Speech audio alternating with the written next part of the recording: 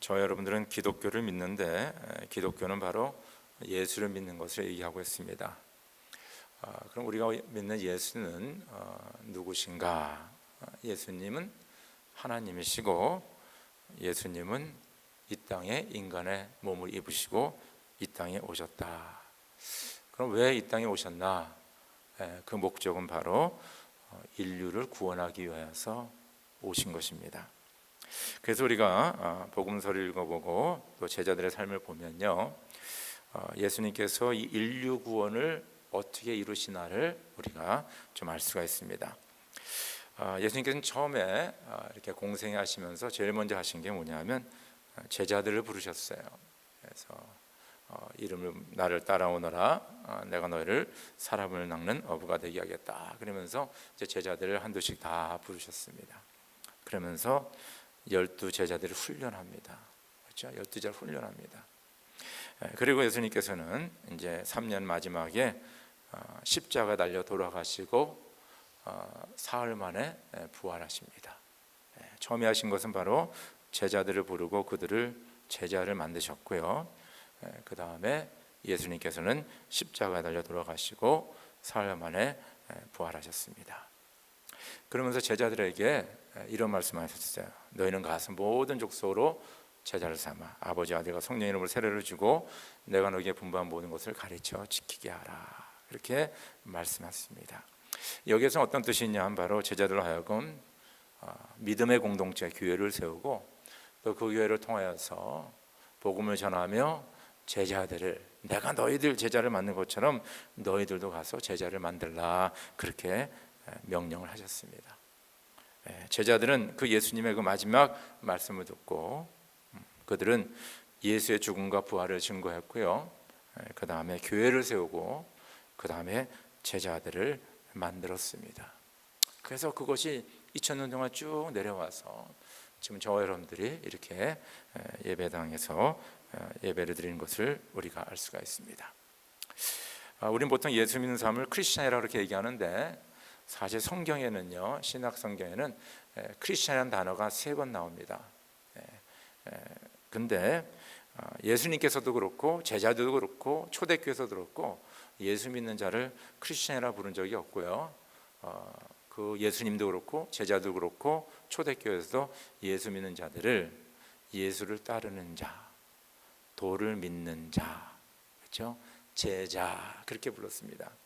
그래서 이렇게 신약 성경을 보니까요, 이 제자라는 말이 있잖아요.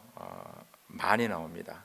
그래서 신약 성경에 제자라는 말이 261번이 나와요. 261번. 그리고 복음서에서만 228번이 나옵니다. 그 말은 뭐냐면 예수를 믿는 모든 사람들이 제자라는 거예요. 제자라는 거예요. 그럼 제자는 뭐냐? 예수를 따르는 자, 그렇죠? 예수의 말씀을 듣고 배우고 그 뜻을 실천하는 자, 그렇죠? 그렇게 얘기합니다.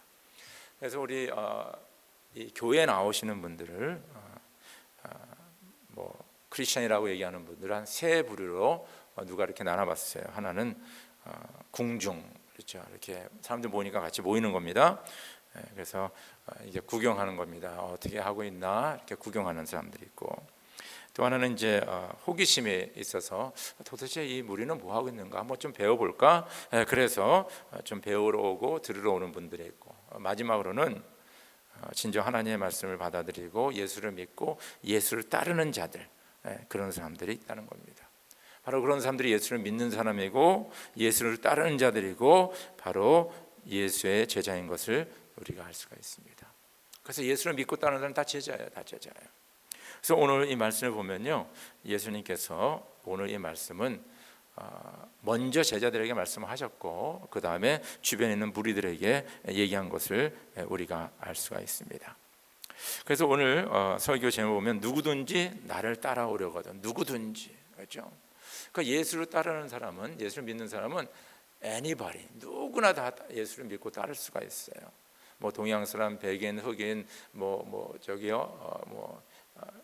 인디안, 뭐 어느 나라 상관이 없어요.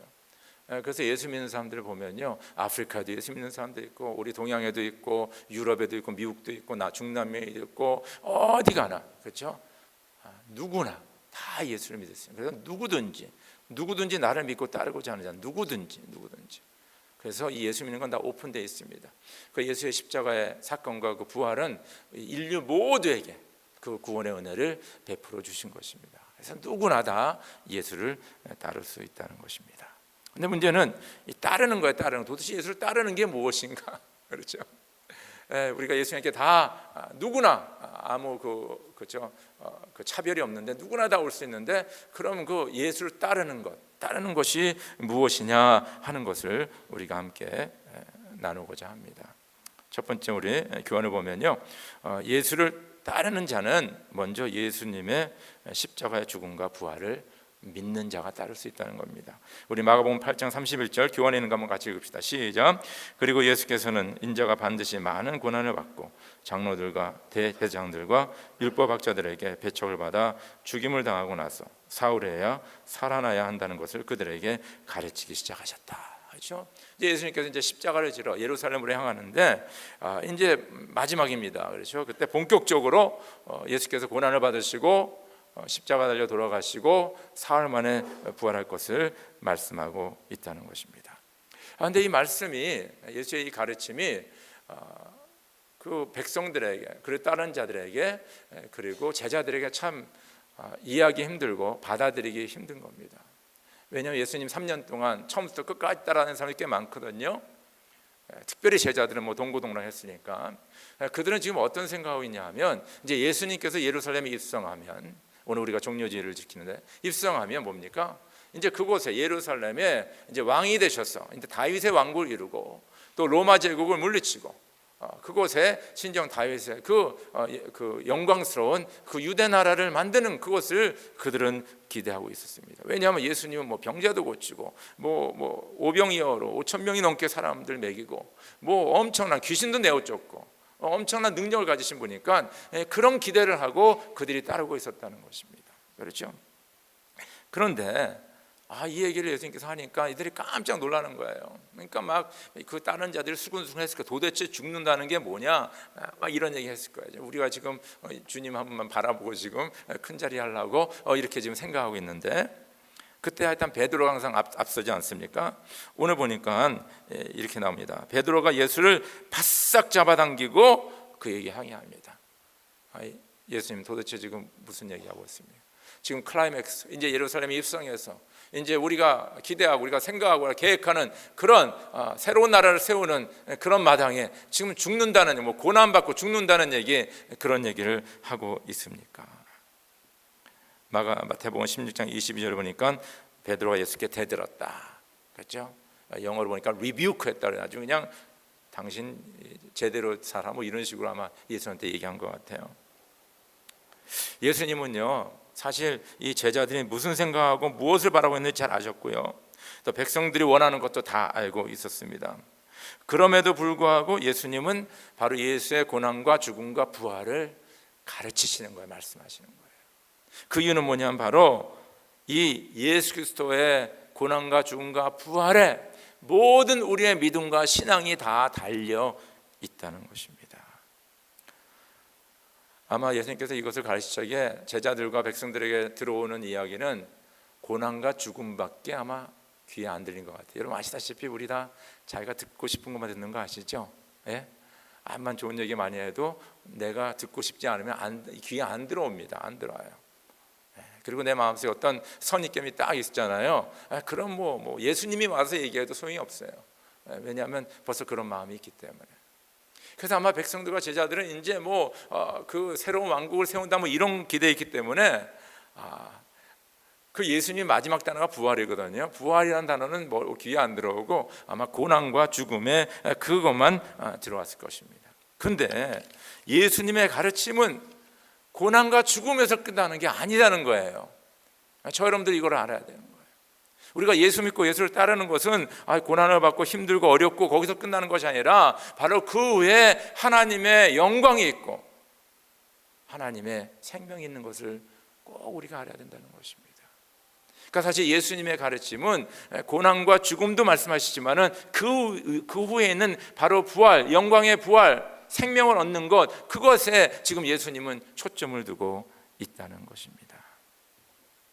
사람들은 죽음에 초점을 두고 있지만은 예수님은 죽음 후의 부활, 생명의 소망을 두고 말씀하고 있다는 것입니다. 바로 예수의 제자들은 이것을 증거해야 되는 거거든요. 바로 예수의 죽음과 부활을 증거해야 되는 거거든요. 그래서 사도행전 쭉 읽어보면요, 베드로가 설교할 때 이렇게 설교합니다. 아브라함과 이삭과 야곱의 하나님 곧 우리 조상의 하나님이 그의 종 예수를 영화롭게 하셨으니 너희가 그를 넘겨주고 빌라도가 놓아주기로 결의한 것을 너희가 그 앞에서 거부하였으니 너희가 거룩하고 의로운 일을 거부하고 도리어 살인한 자를 놓아주기를 구하여 생명의 주를 죽였구나. 그러나 하나님이 죽은 자 가운데서 그를 살리셨으니 우리가 이 일의 증인이다 그랬죠.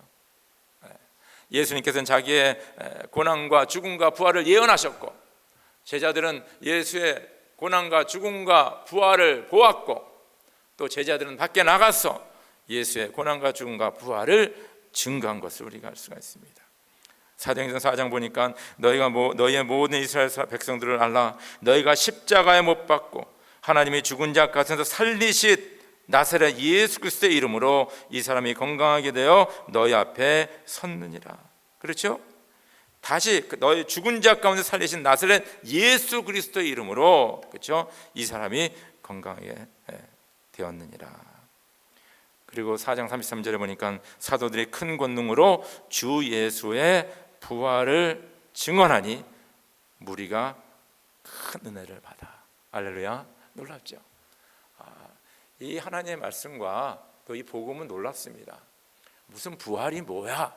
라고 사람이 생각할지 모르지만요, 놀랍게 우리가 예수의 십자가와 부활에 대해서 증거하면요, 사람들이 은혜를 받아요. 거기서 많은 사람들은 뭐 도덕적인 거, 소셜 저스티스, 이렇게 이거 그럼 좀 마음에 감동 받겠죠. 참 교회에서 좋은 일을 한다, 좋은 얘기 한다 얘기지만요, 진짜 그 사람들의 삶을 변화시키는 그 복음의 핵심이 바로 예수의 죽음과 부활이라는 것입니다.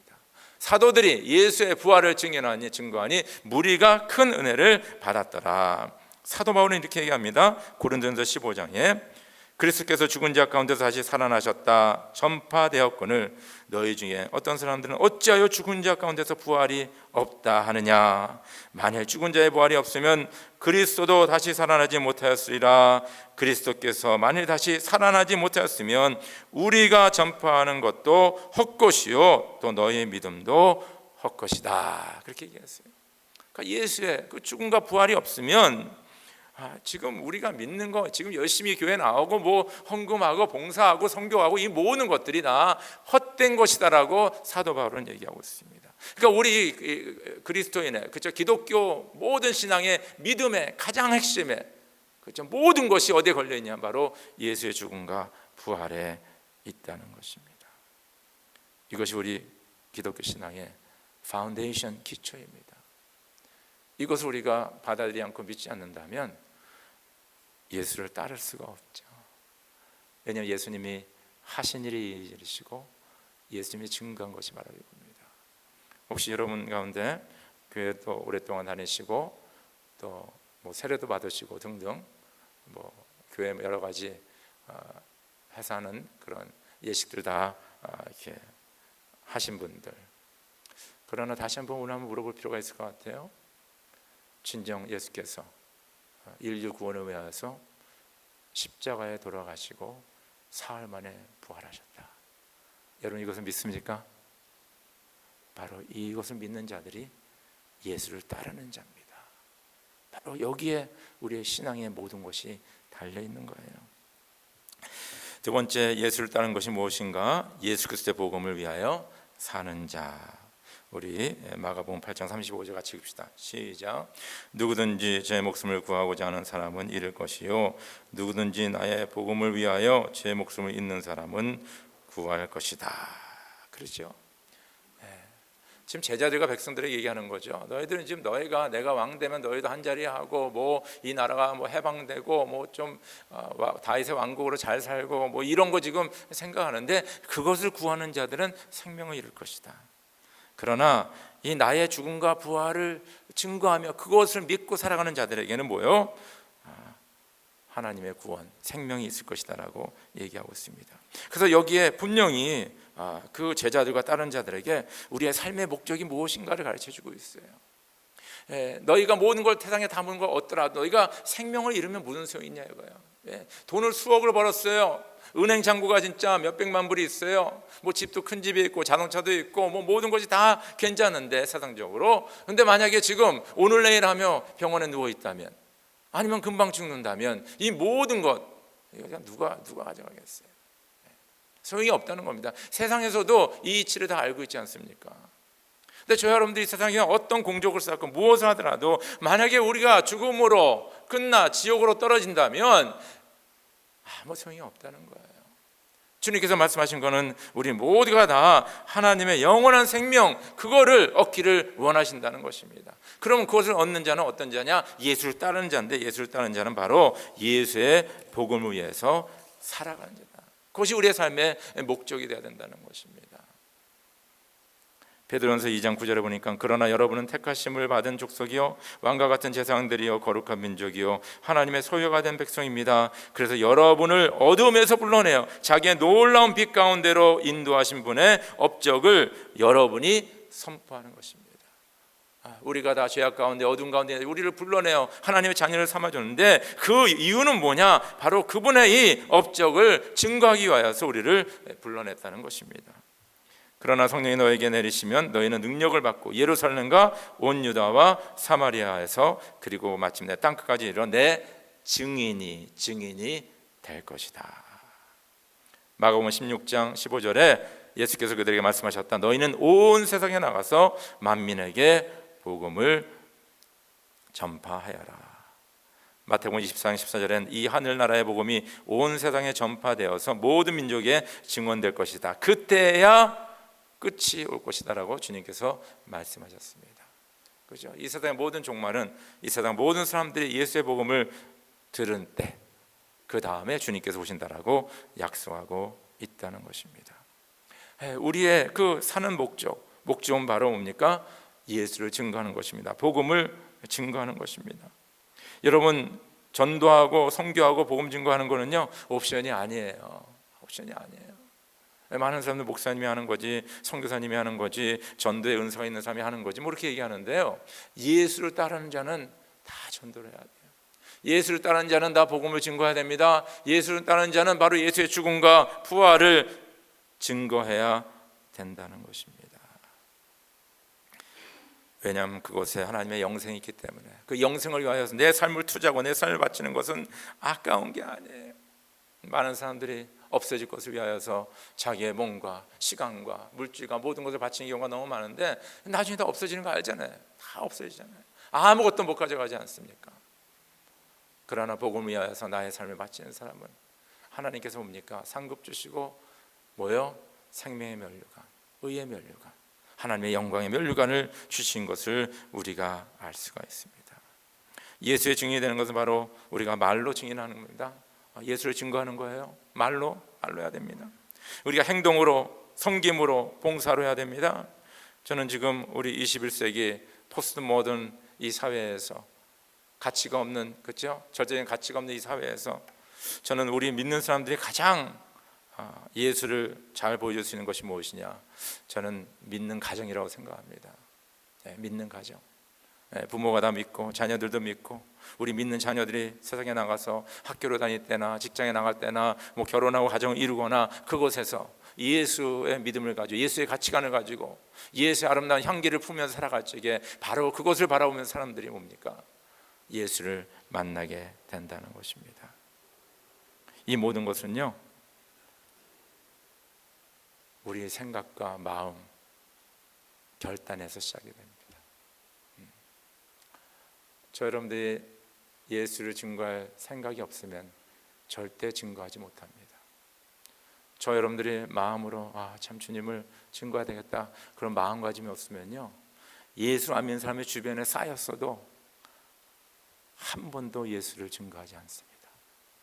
그거 아세요 여러분들? 한 번도. 어려서부터 나는 교회를 다녔어요. 평생 나는 모태 신자입니다. 이렇게 얘기하신 분들 중에서 한 번도 전도를 못하신 분들이 꽤 많습니다. 우리는 엄마 아빠 다 예수 믿고 형제 다 예수 믿고. 아니에요. 직장 가면 예수 안 믿는 사람들 많이 있죠. 쇼핑하러 가면 안 믿는 사람들 많이 있습니다. 비즈니스 할 때 안 믿는 사람, 학교에 가도 많이 있어요. 근데 그 사람들은 눈에 들어오지 않습니다. 왜냐하면 그 마음이 없기 때문에, 그 생각이 없기 때문에, 그런 결단이 없기 때문에 그럽니다. 그러나 예수를 따르는 자는 뭐예요? 바로 이 결단을 해야 돼요. 바로 예수의 복음을 위해서 살아가는 자들이 바로 예수를 따르는 믿는 자, 제자인 것을 믿으실 줄 여러분 축원합니다. 여러분이 마음으로 결정을 해야 돼요. 생각으로 이것으로 가득 차 있어야 돼요. 그리고 결단을 해야 됩니다. 그럴 적에 이런 아름다운 주님의 복음의 전파 역사가 일어나는 것을 믿으시길 줄 여러분 축원합니다. 마지막으로요, 오늘 말씀 보니까 자기를 부인하고 자신의 십자가를 지는 자, 우리 마가복음 8장 34절 같이 읽읍시다. 시작. 그리고 예수께서 제자들과 함께 무리를 불러놓고 그들에게 말씀하셨다. 나를 따라오려고 하는 사람은 자기를 부인하고 자기 십자가를 지고 나를 따라오너라. 자기를 부인하고 자기 십자가를 지고 나를 따라오너라. 그렇죠? 예수를 따르는 자는 자기를 부인해야 되고, 자기 자신의 십자가를 져야 된다. 그렇죠? 나 자신을 부인하는 것이 무엇인가? 자신의 십자가를 지는 것이 무엇인가? 첫째는요, 하나님의 말씀에 순종하는 것입니다. 요한복음 8장 31절 32절에 그러므로 예수께서 자기를 믿은 유대인들에게 이르시되 너희가 내 말에 거하면 참으로 내 제자가 되고 진리를 할지니 진리가 너희를 자유롭게 하리라. 너희가 내 말에 거하면 참으로 내 제자가 되고. 이 말씀에 거한다는 것은 그냥 말씀 많이 읽고 묵상하는 것에 끝나는 것이 아니라 바로 말씀을 내가 순종하는 것입니다. 말씀을 순종하려면 내 자신을 부인해야 돼요. 그것은 뭐냐면 내가 낮아져야 됩니다. 어떤 사람처럼 내가 좋아하는 말씀은 아멘하고 어떤 내가 싫어하는 것은 노하고 내 생각에 따라 내 선입견에 따라 이것을 골라 하는 것이 아니라 때로는 나에게 고난이 될지라도 나에게 희생이 될지라도 내가 피해를 볼지라도 뭡니까? 바로 이 말씀을 내가 순종하겠다. 그것이 바로 내가 낮아지는 것이고 내가 죽는 거예요. 그것이 바로 나 자신을 부인하는 것이고 바로 자신의 십자가를 지는 것입니다. 두 번째는요, 서로 사랑하는 것입니다. 요한복음 13장 34절 35절 새 계명을 너희에게 주노니 서로 사랑하여라. 내가 너희를 사랑한 것 같이 너희도 서로 사랑하여라. 너희가 서로 사랑하면 이로써 모든 사람이 너희가 내 제자인 줄 알리라. 그렇죠? 서로 사랑하라. 우리 부부끼리 서로 사랑하죠. 우리 자녀들 사랑합니다. 형제 자매 사랑합니다. 서로 사랑합니다. 근데 예수님께서 여기다가 한마디 더 붙이셨어요. 내가 너희를 사랑한 것 같이. 그렇죠? 서로 사랑하라. 네, 이로써 사람들이 너희가 내 제자임을 알리라 했어요. 예수님이 우리를 사랑하는데 여러 가지 얘기할 수 있지만은 제일 두드러지게 나타난 것은 바로 희생입니다. 자기 목숨을 내어놓았으니까. 그래서 예수님께서 너는 너 자신을 부인하고 내 십자가를 지라는 것은 바로 자신의 희생을 얘기합니다. 왜냐하면 내 형제 자매 사랑하고 부인 남편 사랑하는 것은 당연한 일이지만은 그 외에 다른 사람들을 사랑하는 것은 내가 희생하지 않고서는 사랑할 수 없다는 것입니다. 바로 그것이 주님 앞에 나와 나를 부인하는 것이고 나의 십자가를 지는 것입니다. 마지막으로 열매를 맺는 것입니다. 요한복음 15장 8절 보니까 너희가 열매를 많이 맺으면 내 아버지께서 영광을 받을 것이요 너희는 내 제자가 되리라. 내 제자, 열매를 맺는 것이에요. 이 열매는요, 주님께서 말씀하시기를 가지가 나무에 붙어 있으면 열매가 맺힌다 그랬거든요. 가지가 나무에. 그러면 이 나무를 통하여서 오는 그 예수 그리스도의 그 능력과 생명이 이 가지를 통하여서 뭡니까? 잎이 피고 그다음에 꽃이 피고 그다음에 열매들이 맺는 거 아니겠습니까? 그 말은 뭐냐면 내 부족하지만은 나를 통하여서 내 몸을 통하여서 내 시간을 통하여서 내 손발을 통하여서 주의 성령께서 나를 통해서 일하셔서 이 나를 통하여서 하나님의 열매를 맺는 것을 얘기하는 겁니다. 많은 사람들은 내가 이 일을 하고 내가 저 일을 하고 내 생각과 계획으로 주님을 한다 이렇게 생각하는데 이건 진짜 잘못된 일이에요. 내가 해서 되는 건 없어요, 여러분들. 내가 해서 된다 그러면 그거는 잘못된 겁니다. 지금은 좋아 보이는 것 같지만 나중에는 잘못된 결과로 나타납니다. 올바른 열매는 뭐냐? 성령의 열매입니다. 성령께서 우리를 통하여서 역사하시면 나오는 그 열매가 바로 하나님께서 기뻐 받으시는 열매라는 것입니다. 나를 부인하고 나 자신을 십자가를 지는 것은 바로 Let the Spirit of God, 성령께서 나를 통하여서 일하시도록 나의 삶을 주님께 맡기는 것이 바로 나를 부인하는 것이고 십자가를 지는 것입니다. 그럴 적에 아름다운 열매들이 맺히게 되어 있습니다. 누구든지 예수를 따를 수 있습니다. 누구든지. 그러나 예수를 따르는 자는 예수님의 십자가의 죽음과 부활을 믿는 자가 따르는 자입니다. 예수의 복음을 위하여 사는 자가 예수를 따르는 겁니다. 그리고 자기 자신을 부인하고 자기 십자가를 지는 자, 이런 예수를 따르는 저 여러분 되기를 주의 이름으로 축원합니다. 우리 함께 기도드리겠습니다.